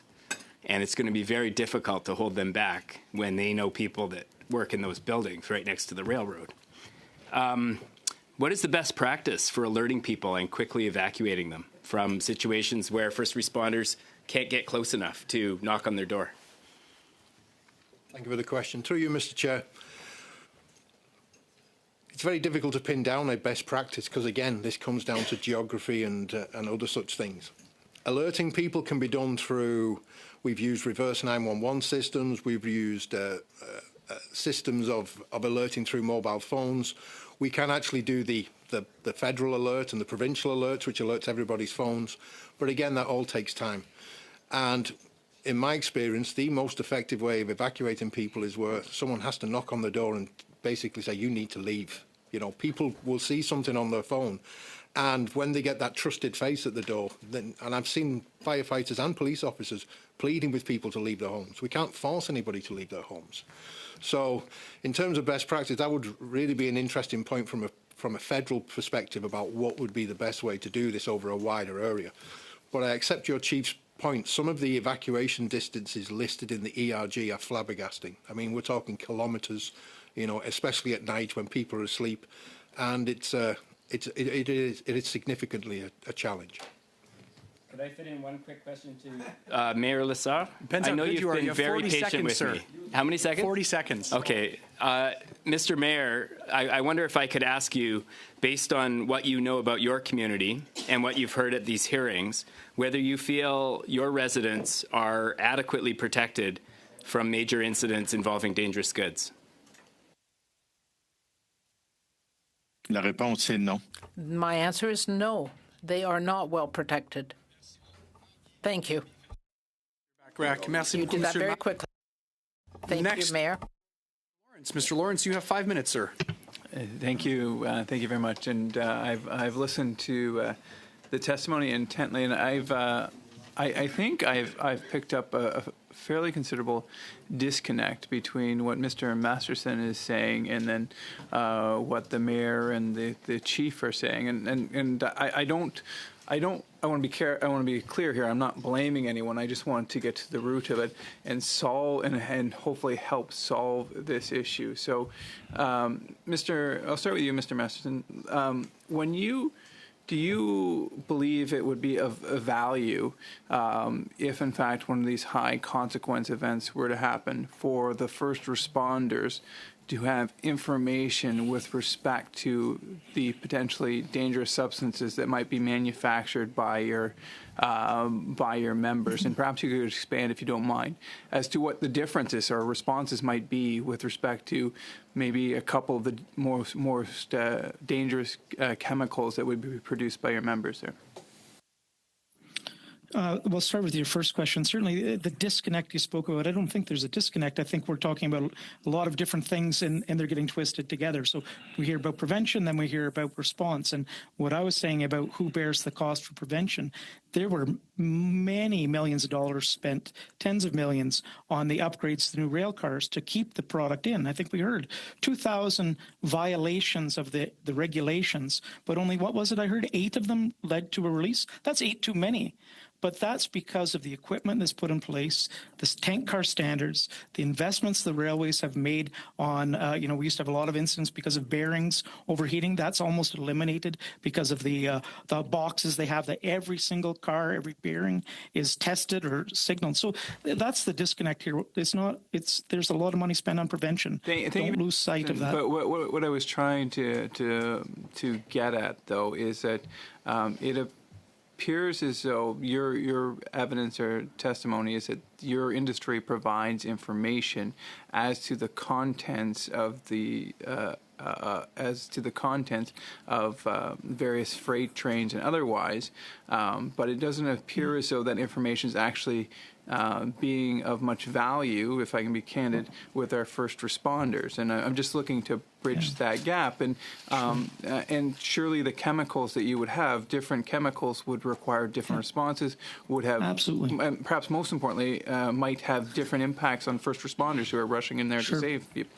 Absolutely. So 3 quick responses. First of all, there was a misstatement earlier. It is not the railways that prepare the ERAPs. It's the producers or the importers of the substance that's regulated that prepares the ERAPs and how it has to be administered. So that's an important piece of information right there for you to make sure that you understand. Again, that ERAP will talk about the means of containment, and that will differ depending on the commodity in question. Certainly, you may wish to look in a little bit deeper about toxic inhalation hazards and those few substances where that's ammonia, chlorine, ethylene oxide, and how those get managed. One of the things to remember, and the question about prevention came up, and this is really important too, where industry has the choice, it will not ship those products. So if you're making ethylene oxide and you have a customer that wants to turn into another product, guess what? You're going to locate on that site where it's produced, so it doesn't have to go on the tracks to begin with. But when you talk about farming and we have to move around anhydrous ammonia or water treatment for municipalities, these goods must be moved. There are residual risks that can't be overcome, but the question is, are we taking more steps for prevention, and are we better prepared to respond? And those are 2 different questions, and they're both very important for the business of this committee. Thank you, Mr. Masterson. And I'll go back to the fire chief, Mr. Case. So I guess what I was trying to get at, and maybe unsuccessfully with Mr. Masterson there, is the fact I find it quite troubling that your firefighters would be driving up potentially to an explosive scene or even just a potentially dangerous scene and not have immediate information as to what they're going into. So first of all, I just want to clarify that I did understand you correctly in that.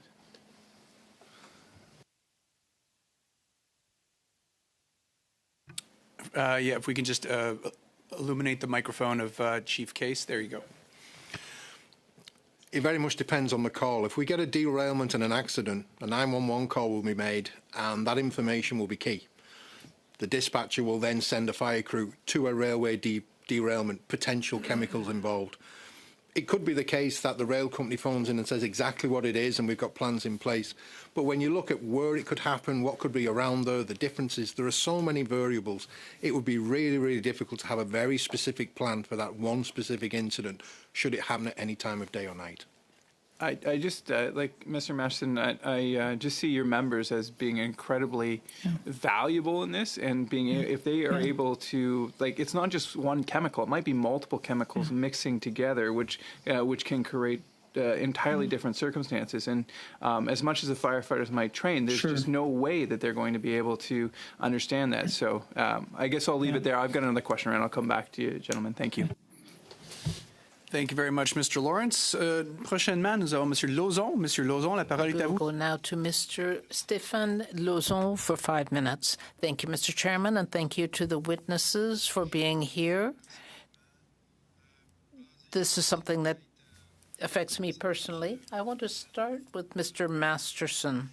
Based on my experience as the chair for public safety in Gatineau, we have 6 intersections where we have dealt with those who are involved with transit crossings, the federal government, the TSB, and others. But I don't remember when an organization like yours, the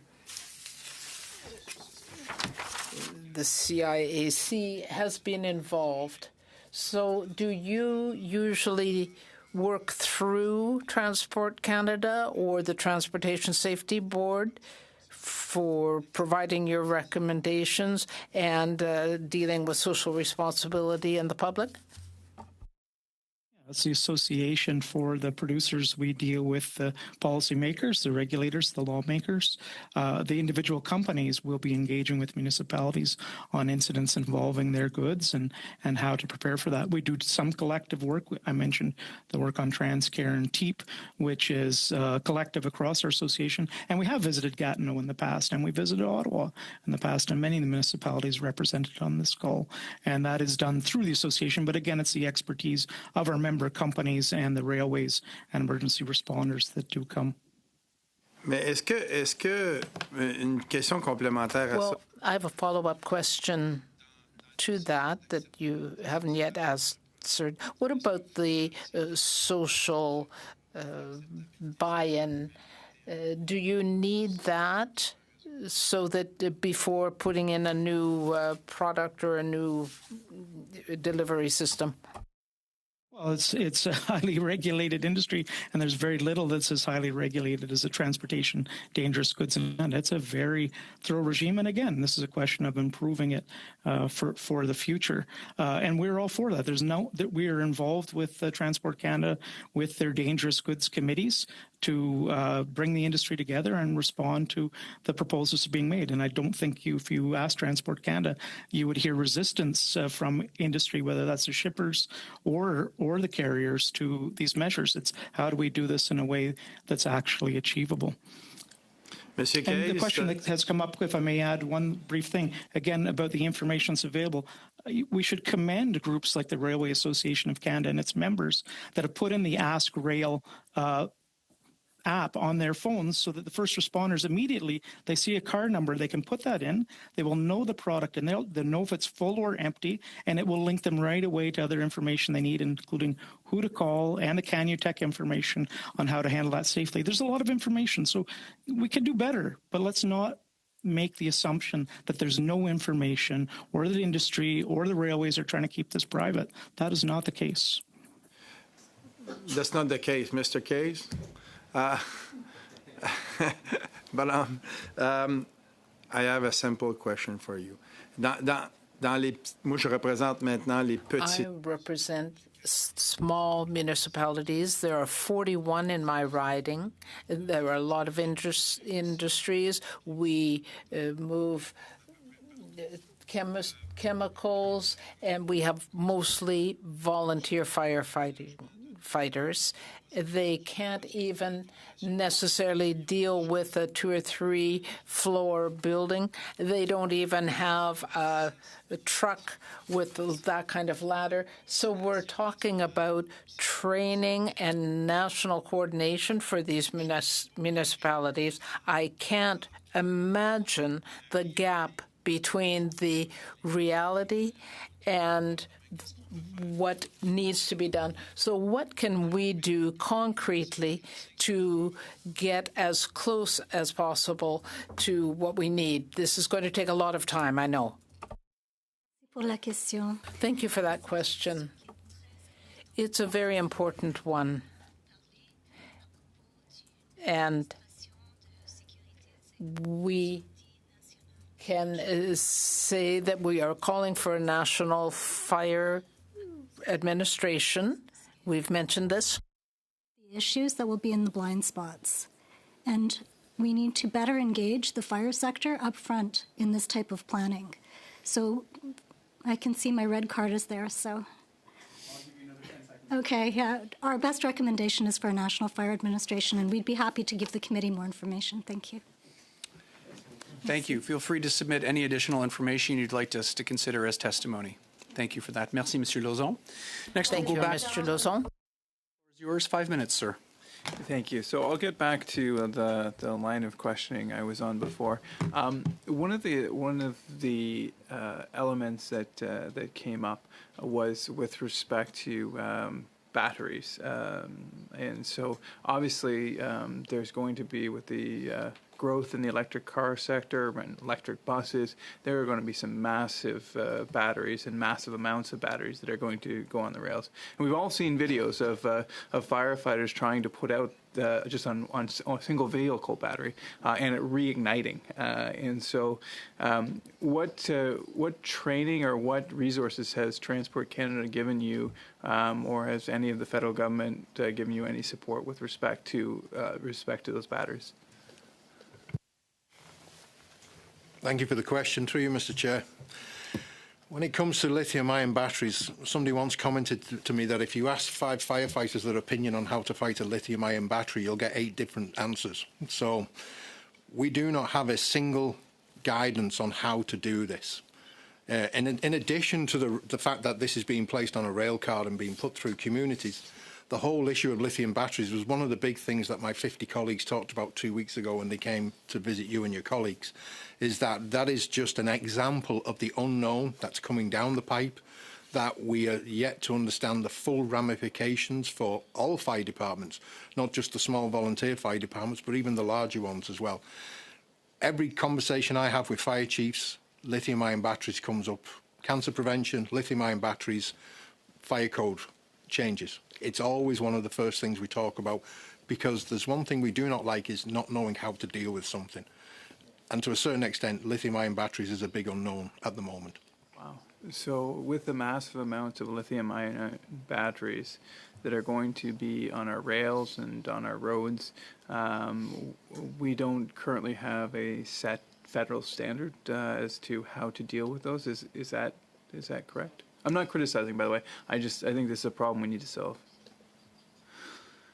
Through you, Mr. Chair. We turn to the National Fire Protection Association in the US a lot. They're beginning to develop standards. But from a fire chief perspective, one of the reasons why I'd like to see a national fire administrator is because that's the question that your administrator would be putting to you at policy. Let's talk about how we're going to do this. Let's get that guidance down to all fire chiefs.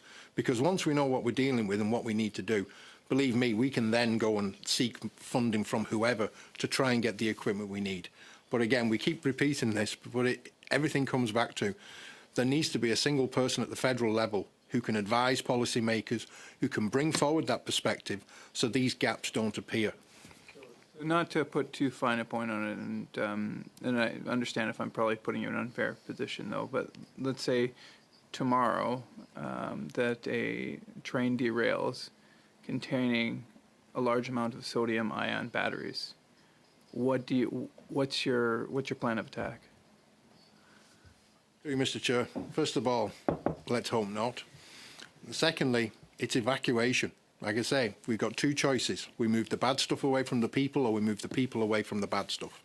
And if you to get an incident of that magnitude, which we see now with, we see it with some lithium-ion batteries, we're seeing quite large cells being placed in wind turbine farms to collect and maintain energy. All of those are designed to a certain extent with evacuation, getting people away. I know one of my colleagues has equipped his vehicles with chains so that if there's a vehicle fire, a battery fire up against a building, they'll physically pull the vehicle away from the building. That's the level of intervention that we've got right now. But I mean, I think it's fair to say that it's concerning or highly concerning, the lack of a standard with respect to for firefighters to rely on to attack a sodium-ion battery fire. Is that fair? Through you, Mr. Chair, I can tell you that speaking to colleagues around the world, the fact that the technology of lithium-ion batteries is advancing so quickly, it's going to be very difficult to keep up with it in terms of what can be a response. That's one of the benefits of such an agile industry. But yes, this is the type of thing where we'd very much like to see. We would like to see federal guidance on this. Same way we'd like to see federal guidance on cancer prevention and PFAS and bunker gear. A single voice of leadership would be much appreciated. Thank you. Hold on. Yes, Thank you, Mr. Case, for your excellent testimony. I do apologize for putting you on the spot a little bit. Thank you very much, Mr. Lawrence. Next, we'll go to Mr. Badaway. Mr. Badaway, the floor is yours. 5 minutes, sir. Thank you, Mr. Chairman. Chief, I want to give you the opportunity, as well as the mayor, the opportunity to to speak a bit more in depth about the National Fire Administration. It seems to be the topic of your passion today with respect to trying to get this off the ground, and quite frankly, I agree with you. One point of contact is very beneficial to streamline a coordinated approach of relevant partners to any given situation. I know, again, I've been in situations in the past where it was like 3 o'clock in the morning and we would have a ship coming into the Welland Canal that everyone on the ship was sick, and we don't know why. And it was delegated to my fire chief versus Health Canada. Very frustrating. So simply to have that protocol in place before the fact versus trying to deal with it during or even after the fact would be beneficial. May I first request that you submit the report that you've authored, not you, but your association, Tina, that you authored to us so we can actually enter it into the testimony, and then therefore it would be reflected on the record to be included with the final recommendations, or the final report, and then therefore the recommendations that the analyst will provide us. Having said that, I'd like you to comment on the emergency management attached to local, provincial, and national priorities and the alignment of same. I know that's one of your priorities within the plan of the moving forward with the National Fire Administration. So I'd like you to talk a bit more in depth about that and your thoughts on how it does align with, especially in our case, our jurisdiction, with national priorities.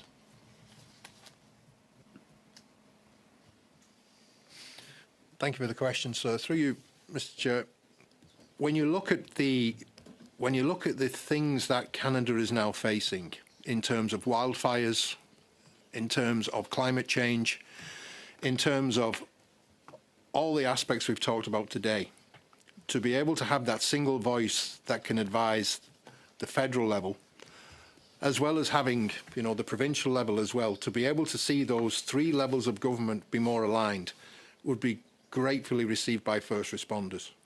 And I'm speaking from personal experience about some of the incidents I've dealt with in the past, where we've had some real, evacuations, explosions, and that type of thing. We go straight to the province, but to see that leadership on all 3 levels would be very reassuring for the community. The fact that we're all seen to be aligned and everybody is looking at this, from what I've seen in the past, that really would be appreciated more by the people who we serve. I think it would send a real powerful message to the communities.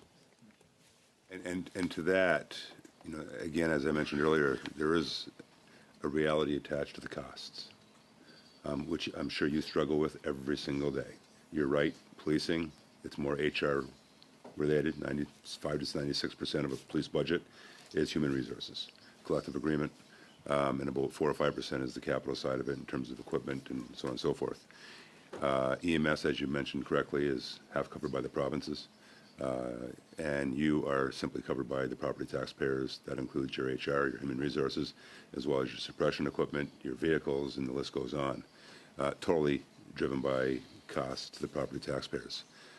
When we run into situations like wildfires, climate change, disaster mitigation, again, property taxpayers, water, wastewater, ratepayers, which then can be a burden on them. So with that, do you find that a lot of the mechanisms that we're putting in place at all levels of government, at the federal level, we have the carbon tax, that a portion goes to municipalities to cover some of those costs that would otherwise be defaulted to a property taxpayer. We have the disaster mitigation fund. We have the community, the Canada Community Building Fund, and the list goes on with respect to some of those contributions that we're making at the federal level. Provincial level, we would expect would do the same, and of course, other partners, such as the private sector within their own organizations and sectors, would do the same. Do you find any other funding mechanisms that can be made available to otherwise cover some of those costs? Tina? Yes, thank you very much for the question. Oui, OK. Je pensais que c'était à moi la question. I thought I was being asked the question. Tina, Sure. I would love to give the mayor an opportunity Absolutely, to speak because he's at that level. So, Mr. Mayor, I would love to hear your comments. Oui, merci. Thank you. As long as the rail companies and those who are shipping the hazardous goods as freight are not accountable for damage that is caused, whether it's an incident or it's an accident, then they're going to be comfortable with the status quo, because right now we talk about the responsibility and it falls to firefighters and the municipalities only. We hear the philosophy that they are working to limit damage, but they work to limit the damage. Yes, that is true. That is quite true. But they say this, and we're having confirmation today, but we need to change the paradigm to have the rail companies and the shippers be accountable for that damage. And if I might, Mr. Chairman, just an example I'd like to give. What happened in Lac Mégantic, it wasn't the companies that paid, it was the government. It cost over $500 million, and it was taxpayers that footed the bill. So I would just like to conclude with that concrete example of Lac Mégantic. Thank you, Mr. Badoué. Prochainement, nous avons Mr. Barcelou-Duval, 2 minutes We et will now demie. go to Mr. Barcelou-Duval for 2 minutes, please. Thank you, Mr. Chairman. I would first like to thank Mr. Case for the evidence he has given right now. I haven't had a chance to ask him any questions. It'll depend if I have enough time to do so. But one of my colleagues raised a point I want to come back to, and that was the issue of batteries. We have new technologies, and I think it's an important issue to raise. But I wonder if it was a question that came out of self-interest or not, because when we are talking about hazardous goods, we talk about Lac Mégantic, and I think it's true as well in the area represented by the mayor, Saint-Basile-le-Grand, because what we have mostly in those freight cars are petroleum products. And it was mentioned earlier by the mayor that the best way to prevent the incidents, and we know that in Lac Mégantic it was petroleum products that caused the death of 47 people, and we know in Sorel and other areas of my riding, people are worried about those kinds of products. So we need to deal with the problem at its source, and that is the petroleum products. We need to move forward with the energy transition and get these products out of the market, or at least reduce their presence considerably. Is this part of the answer, do you believe? We have to recognize one thing, and that is that we're going to have oil and other petroleum products and other hazardous goods that are going to be moved for quite a long time yet, and we need to make sure to protect our municipalities by having